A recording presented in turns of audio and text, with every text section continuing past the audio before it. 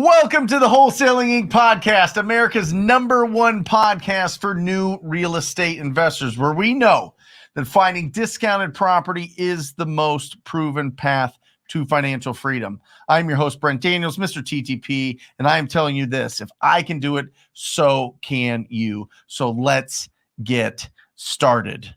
I have got an incredible conversation coming ahead for everybody today.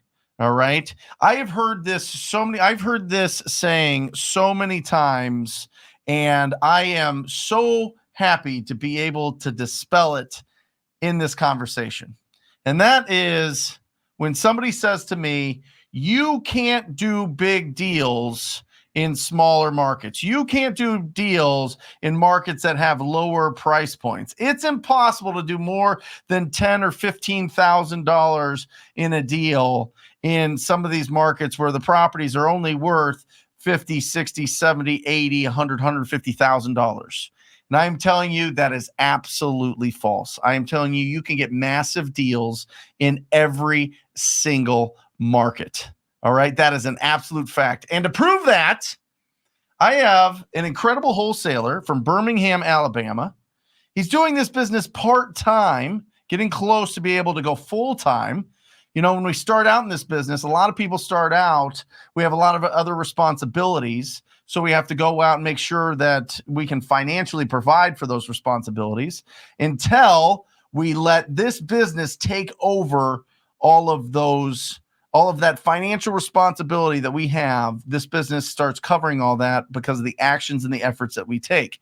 And that's the path that this incredible wholesaler is on.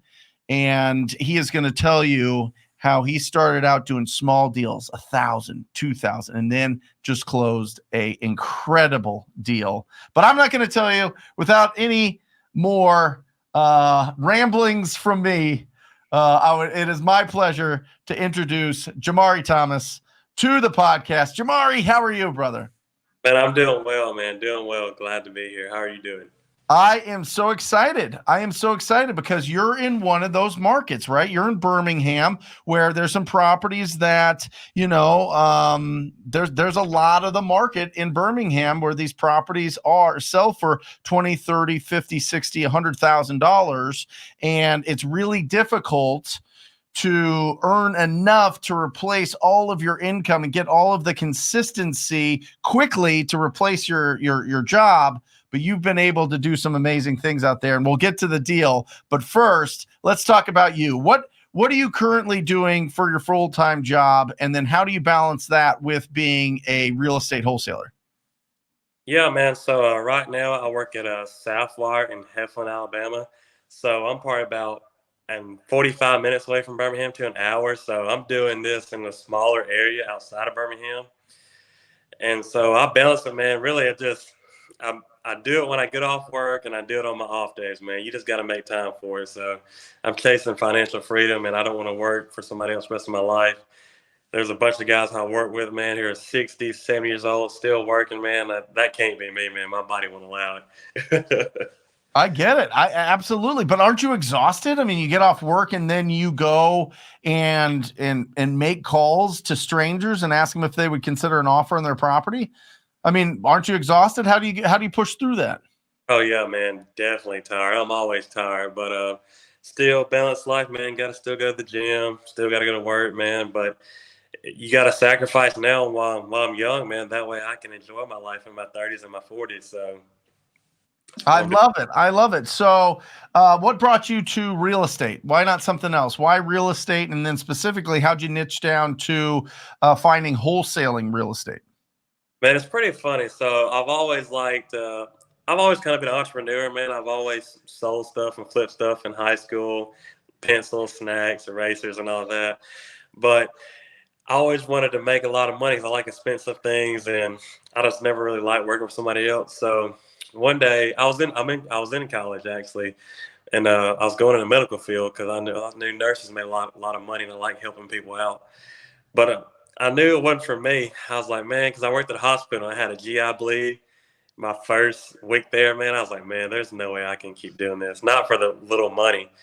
And then I was like, man, so I got on YouTube one day and I typed in how to become rich without going to school to be a doctor.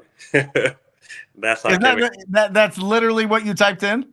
But that's what I Googled and typed in, man. All of it came back to real estate. Then I saw invest in real estate with no money down or no credit. I was like, man, that's insane. You have to have a lot of money to do real estate, and you have to have good credit. Normal people like us just can't invest in real estate. That's what I thought. But and then you found what? You found wholesaling? You found some channel? It was a Max Maxwell video. Yeah, sure. And he done his first 3 deals, and then he said, look, if you're not following Wholesaling Inc, download the podcast now and listen to it. I was like, man, sure, why not? So I downloaded the podcast, and I listened to literally every episode to like 500 or 600 till I finally started to take action. And now you're on it. Yeah. I mean, talk about manifesting. Talk about, having a clear path of what you wanted. I mean, that is absolutely incredible. You listen to 500 of the podcasts on this podcast, and now you're on it because you've successfully so far closed 5 deals. We're going to be breaking down the most recent deal that you just closed, the biggest deal that you had. But what did you do to get started? How did you get the momentum rolling? I think that's, where a lot of people get kind of stuck is, you get stuck in the education loop or paralysis by analysis, or you're thinking, well, these guys can do it, but I don't know if I can do it, that whole thing. So what did you do in the beginning? Talk to me about you're the first time you took some action. What was it? Man, I'm not even sure because, man, I literally looked up. I tried to learn every single thing about wholesaling, and that was kind of the mistake I made, man. If I could have went back, I would have just went ahead and took action because I'm not nervous talking to people, man. I'll go up talk to anybody. I'm always networking, talking to people, man. That's who I am. But I was so scared and nervous just to talk to somebody about selling a house, man. It was nerve wracking. Sure. It just didn't feel right. And then, so how did you get past that? I mean, something had to have happened, right?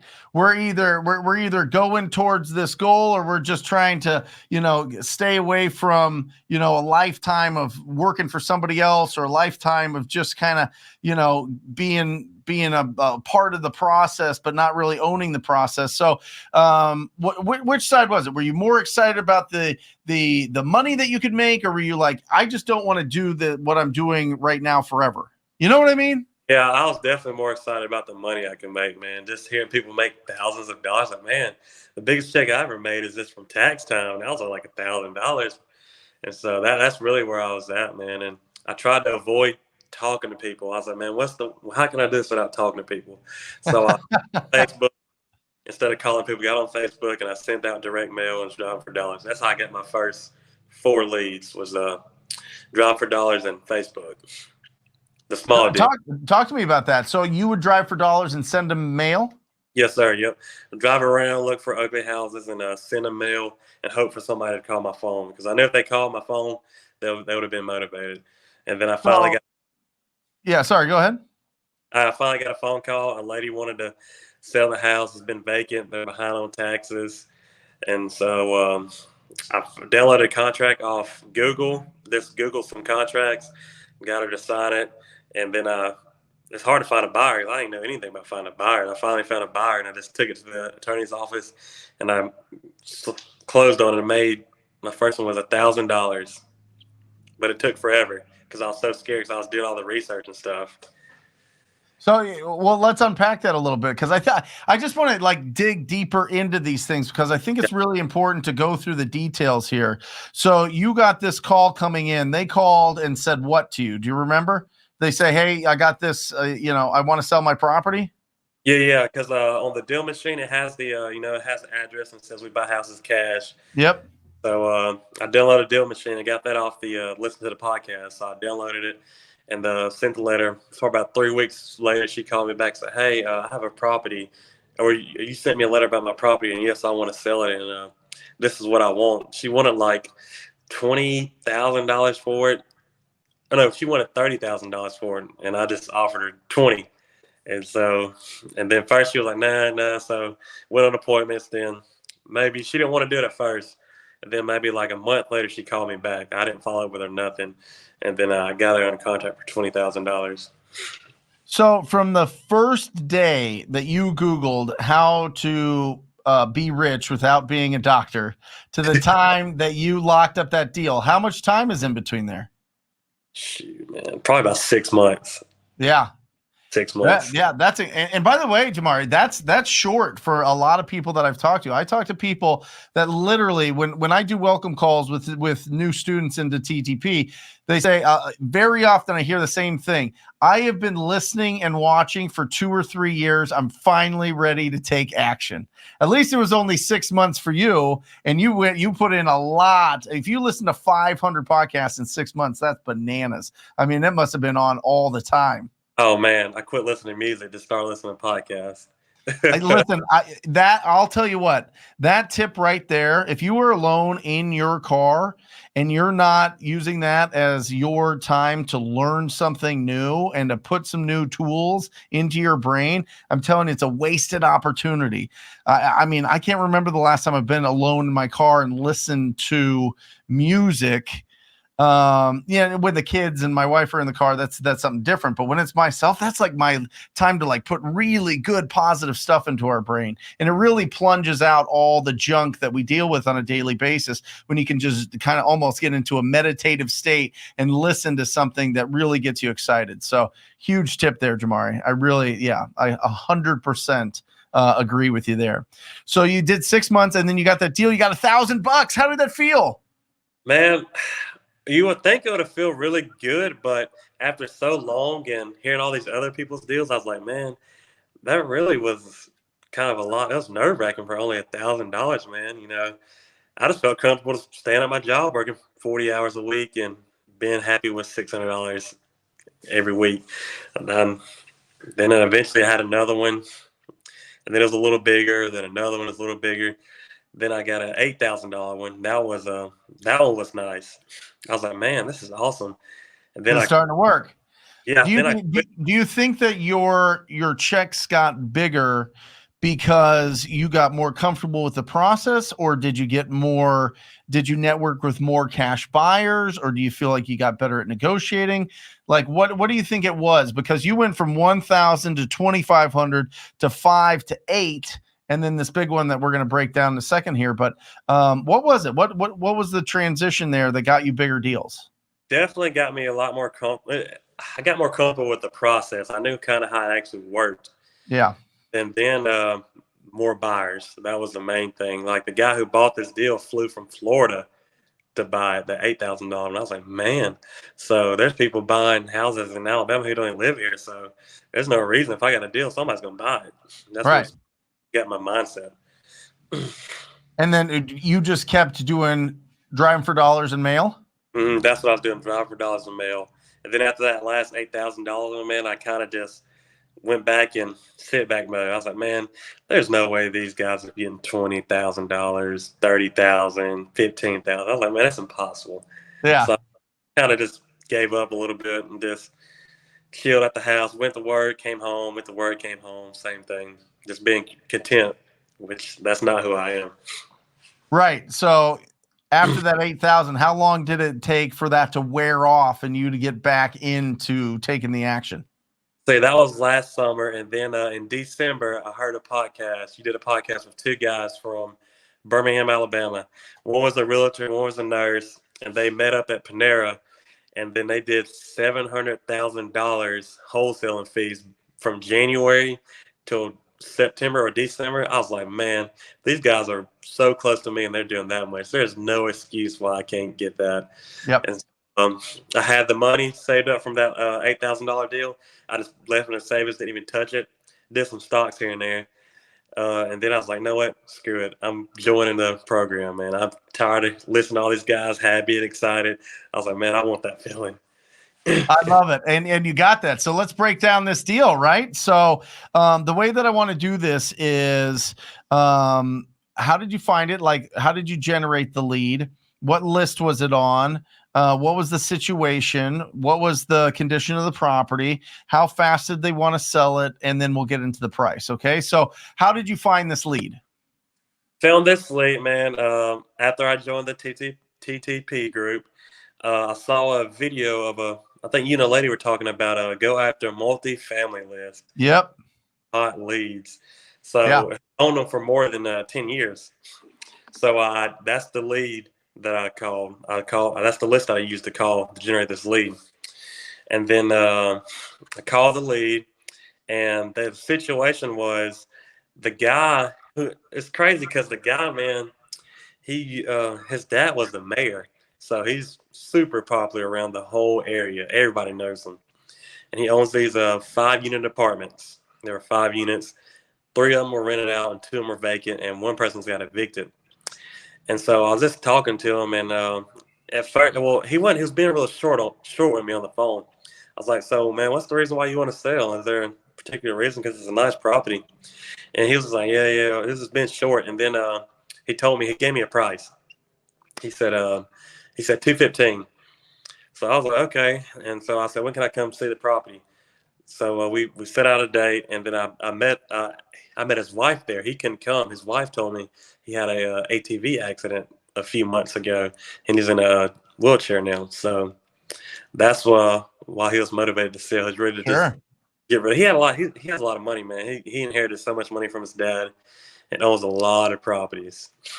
And that was sort of his situation right there for the reason to sell.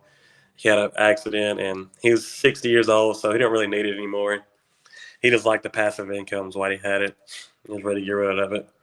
Sure. So he's got 5 units. What's the condition of this place? The condition of the property was decent. It was pretty. One of the units needed work, but it was still livable. So it's probably needed about 25 grand, 25 to 30 grand total. And it was 5 units, man. And they were all being rented out at $500. So I was like, man, 215 at $500 each. That's a good deal. So he's getting $2,500, and this with the unfortunate accident that he had, is he looking to sell more properties or just this one? Was this like his problem child? Man, well, he actually has another set of apartments in a really, really super hot area, man. And I built such good rapport with him, man. He was willing to sell or finance them both to me at the same time, and one of them with no money down, because that's when I called you, because I didn't know what to do, because Right. We agreed on 215. I got there, and he was like, "Look, I don't want to pay capital gains tax. How about I just sell or finance it with you, because I like you, and I want to help you out. So sell or finance, no money down." So I was like, man, I didn't know what to do, because I was set on wholesale because I knew I could make a good chunk off of it. Yep. And then I was like, man, but seller financing, man, that's a killer deal too. Because no money down, 5-unit apartments. And plus the other 8 that he had in the really, really hot area called White Plains, man, that's super hot. So I was like, man, dude, this is crazy. I just didn't know what to do. So that's when I called you and reached out and said, man, Yeah. can I sell a seller finance deal, or can I seller finance to somebody else? So that's what happened at first. And then we met again, because so I was like, okay, let me think about it. Give me a day. Let me call somebody. That's when I called you, because I didn't know what to do. Right.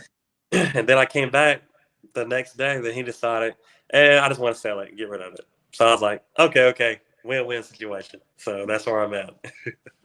So yeah, that was interesting. And it's really interesting, if I remember this correctly, the way that you sold this to a buyer, and I really want to unpack that as well. So when owner financing, tired multifamily, then he's like, you know what? I just want to get rid of it. And by the way, this happens often. All right. Everybody watching and listening, this happens often. All right. Where people say, you know what? I don't want to pay the capital gains tax. And then they get to the point where they're like, okay, I'm going to sell it to somebody. I'm going to do the owner financing. And then they go, you know what? I'm getting rid of it anyway. Taxes are always going to catch up to me. Whatever. Let's just do this thing. Right. And so you always want to keep that door open. Let me know. I'm more than happy to do owner financing, but let me know if you change your mind. We could do this cash as well. Make sure that you keep that in their mind all the time. And so Yeah, tired multifamily list is incredible because typically it is a higher price point. Like you were talking, you were doing these deals for 20,000 or buying them at 20,000, between 20 and 30,000, and this one's at 215. Much bigger. This is why I tell everybody, go after areas and properties that are above $150,000. We typically make about 10% on our deals, and it takes the same amount of effort, right? You could be a testament to this, right, Jamari? That deal that you did for $1,000, was it more or less work than this deal that you closed and made a lot more on? Oh yeah. That deal was a lot more. This deal was way less work. Right, and you made significantly more. All right, so he wants 215. So you get this thing for 215,000, and then what happens? So I was taught, I knew that number was a good number. This would help somebody out. So I was like, well, 255,000 divided by 5 doors in this area. And the rent was well under market value. All the other units were renting out around it because it was around probably about 20 other apartments, and they're all individually owned. So that's where I'm hitting right now. But anyways, they're all rented out for $700. So he was just renting it low just so he had somebody in there. So I was like, man, if you can get 5 units at $700 a door for 255,000, I think that's 50,000 a door, 51,000 a door. I was like, man, that's like 5 houses for $700 a month. That's a steal right there. Right. So I marketed out to some cash buyers, had a cash buyer list, posted it on Facebook, and sent that email blast. And a lot of my cash buyers, they wanted it, but they're all offering 220, 225. You know how cash buyers are, 230. I had one for 235. I was like, man, I said, man, if I was a cash buyer, I know for a fact if this is completely remodeled, you're going to have a lot of equity in it, or you can go and flip it put 20, 30 grand into it. You can flip it for 350,000 easy.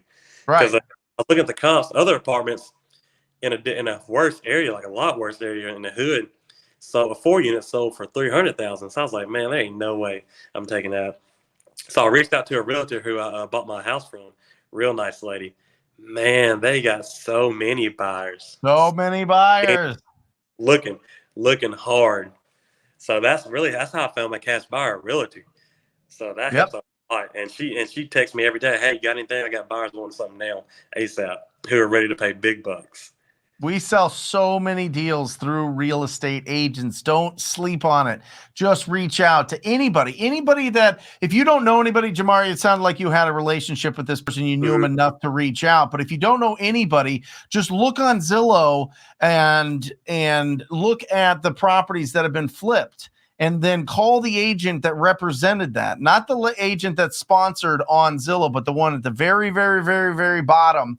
And it'll give you their information, and then call them up and see if if their clients want to do more properties in that area. So anytime you get a property, go in that neighborhood and pull that information and call those agents. It is powerful. You will get such an incredible cash buyer database through real estate agents. So that's incredible. So you locked it up for how much?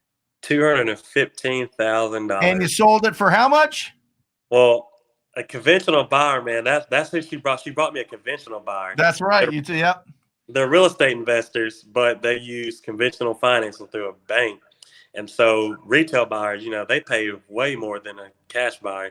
So I told the realtor to tell the lady, I said, look, tell them $275,000, and I won't show it to anybody else because they were wanting it right now.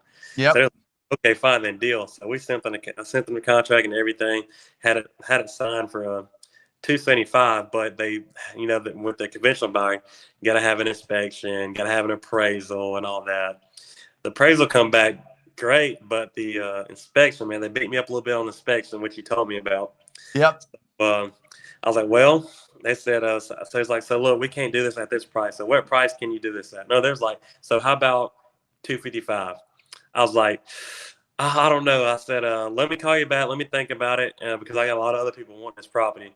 So I let it sit for probably about 3 or 4 hours. I said, hey, I thought about it. I can do 255. So when what's the next step for moving forward to closing? And they said, okay, fine. We send a contract 255, sign it over to them for $255,000. And did you have to double close this? Yes. And why did you have to double close this? Because this is very important. Because listen, guys, this is a very unique situation. And I want to really unpack this because you had a conventional buyer. Typically, you can't assign a deal. Well, you can't assign a deal. The banks won't let you, right? The banks want to see the owner on title, and then they want to see the buyer buying it from the owner. And that's how they want it. They don't want to pay for assignment fees. All right. So how did you make this happen with the retail buyer? Man, at first, I was kind of worried because I started looking up stuff. Like, man, this is a long process. So I called my title company, Brian Tripp. I met him through the Wholesaling Inc podcast. Yeah, he knows a lot of his attorney that he uses. I called his attorney, and they say, yeah, that's fine. Go ahead. I was like, really? That's fine. So I was like, okay. Well, I sent them the contracts, and they done my closing for me. But I got scared because their lender called me, say, hey man, so what are you doing? Why is there two names on the title or whatever? I was like, I don't know. I was like, I'm wholesaling it. I was honest with him. He's like, what does that mean? I said, look, I'm buying the property and then I'm just flipping it. He's like, okay, yeah, that's fine. But I don't think he saw my name on it because, or he may have, because the person who I got it from, they still are financing from somebody else. So that's why I was like 3 names on the title. So they sell their finance, so they're like, okay, yeah, that's fine.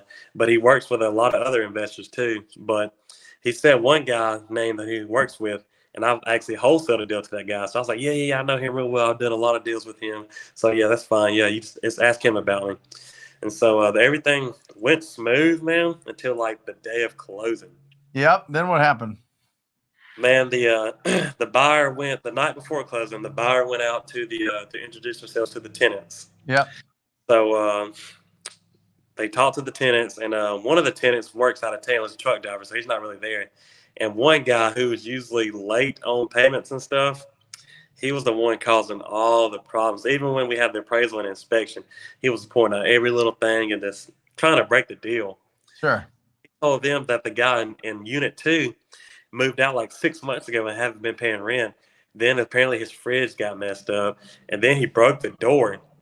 So they called me. They're like, "Hey, we thought we were going to come in positive with this deal, so we're thinking about walking away because apparently the dude told us C2 moved out 6 months ago, and then his doors broke and his fridge was messed up." So I was like, "Oh my God, man! You talking about my heart literally stopped and pounding, man." Sure.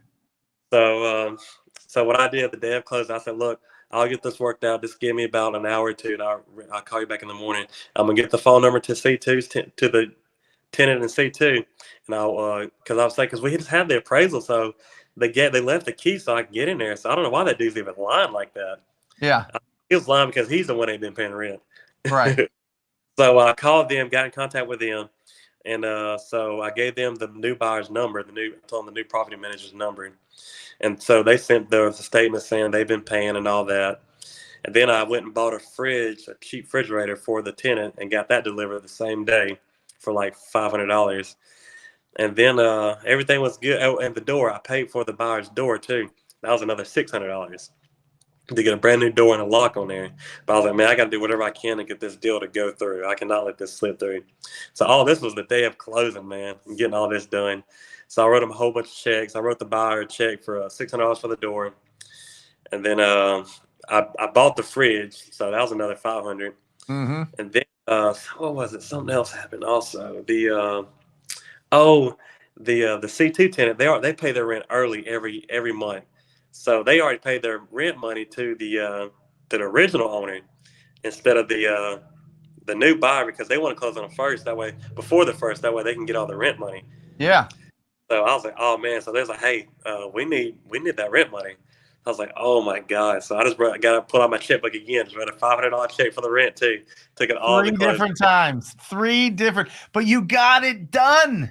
You Yes. got it done. Do what it takes. It's at the end. That's when all this, that's when it always seems to happen. The last 48 hours, it's always kind of like Man, tight. And then you got it done. That is absolutely. So, what did you make on this deal? man, we ended up closing the deal for $40,000. 40,000, 1,000, $40,000. 2,500, 5, 8, $40,000. Come on. Woo! Yes, sir. Yes. Finally. Yes. Jamari, I Boom. mean, that is what I'm talking about. You do all of that effort and you've done all of the studying and you've been putting it into your brain and you have been then taking the action and getting in front of these property owners, and the sky's the limit. I mean, if we're looking at how you're tracking here, I mean, your next deal will be like 100,000. Oh, yeah, man. That one deal, bro, that was more than without overtime at my job. That's what I make at my job a year without Right. overtime, $40,000. I made that in 5 weeks in the TTP program. That's right. How did you feel afterwards? Man, I was like, man, what am I doing, man? Why didn't I do this a long time ago, man? Because like, it's crazy, man. I knew what I had to do. I knew everything about wholesaling. I can tell you everything about it. I can tell you how to talk on the phone. I can tell you how to find cash, but I can tell you everything about it. But I just wasn't doing it, man. So I was like, you know what? I'm going to pay this price for this program. That way I'm going to be held accountable because Yep. I ain't got no choice but to hurry up and pay this back and get it paid off. That's So right. got an American Express credit card because my credit is really, really good. So I got an American Express credit card, no credit limit. Swipe that credit card for the program, used it for my marketing, got it paid off just like that in 5 weeks, and then some. So the ROI, man, was like 6,000, 7,000%. Well, listen, the ROI is because of your efforts. I mean, you did all the hard work. You can put all the instruction and give all the guidance and give all the support and give all the community that you could possibly want. But at the end of the day, you have to go out there and have a quality conversation with distressed property owners. And you've built your confidence up. Now, I mean, you are unstoppable. I mean, at this point, you don't have any fears of talking to people, right? Do you feel unstoppable? Man, that money in my account, man, I was like, I was already a confident guy, man. But then when I went into work that next day, man, them guys couldn't tell me anything. Stand a little bit taller, a little bit more sparkle in your eye, for sure. Yeah. Yep. Yeah, man, you just have that confidence. It's like when you lose a bunch of weight, because I lost a bunch of weight, man, I built my confidence up a lot too. But man, this right here don't have nothing like that, man. When you got money in your account, woo, they can do anything. I love it. I love it. Well, if people want to reach out to you, if they want to squat up with you, or if they want to just say congratulations, they were inspired by your story, what's the best way for people to reach you? Definitely Instagram, man. I would love for anybody to reach out to me because, like I said, I'm trying to make money also. I'm trying to get on my job. And I want to help people who are in my shoes, too. Yep. That's the main thing. My Instagram name is Jamari T53. JMARIT53. We'll put it in all the show notes. And if you're just listening to this, you can watch this on the Brent Daniels YouTube channel and see his Instagram handle right there. See Jamari's Instagram handle right there. Well, congratulations. In closing here, Jamari, let everybody know, like, if you were just, what advice would you give people that are in that same position where it's just ready, aim, and they're just not taking their shot? What suggestion would you give them to push them over the edge? Man, honestly, if I could go back, if I can tell anybody, this is the best advice I can give you. Don't do a lot of research. Don't try to learn too much. Just do it, because all you got to do is do it, and then you'll learn as it goes. Once something happens and you're in that situation, you'll find anything or something to be able to make it go through. Just don't do what I did. I was trying to research and learn everything about it. That will hold you back, and you will overthink everything. Just go out there and do it. You're gonna make mistakes, man. You're gonna mess up. You're gonna stutter words in front of sellers. That's just part of it. But you're gonna learn, though. That's the main thing, man. Just do it. Don't try to overanalyze. Like I didn't look at any of the. I looked at maybe one course in the class, the list, which list to go after. So that was the only course I looked at, and I just immediately started taking action. And like I I said, if I love had it. any questions, I could call you, or I could Yep. look it up. Don't worry about the contacts right or the business name. I didn't have a business name. I've done this in my personal name, but I got a business name now though. But that's not that. See, I was more worried about my business name and my logo instead of actually just calling people and trying to get a deal done. Worry about that later. Yep. Yep. Don't worry about taxes either. Worry about taxes once you start making money. Love it. Love it. Love it. Sky's the limit. I mean, what I want to set a date now. I want this to be like, okay, you can go back to this. When are you going to be doing this business full time? Man, my goal is by what's the date? Year. Huh? By the end of the year, my birthday and Christmas time, December 19th. December 19th, 2022. Yes, you are done working for people forever. Yes, sir. I love it. Love it. All right. You know, I'm going to hold you accountable to it. You know it. Hey, that's what I'm going to put it in my calendar. As soon as we get off this, I'm going to put it in my calendar, and it's going to give me an alert. And I'm going to make sure that you are full-time in it. It'll be faster than that. I'm not worried about that. You'll blow past that. But congratulations, Jamari. Such an inspiration. You did an incredible job getting that deal through the finish line. A lot that people can take from that on just making sure that you do what it takes to get the deal done. Thank you for joining us on the Wholesaling Inc. podcast. Incredible.